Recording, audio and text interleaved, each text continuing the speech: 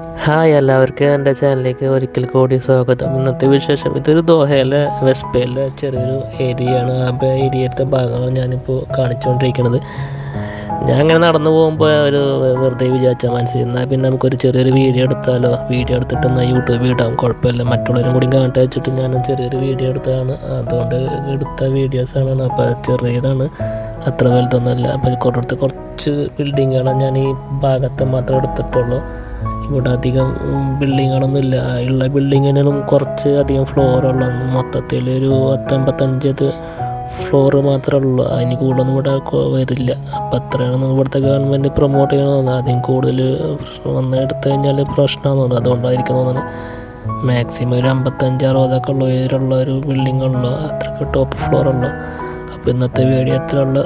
അപ്പോൾ വീണ്ടും മറ്റൊരു വീഡിയോ ആയിട്ട് കാണാം. Tata, bye bye.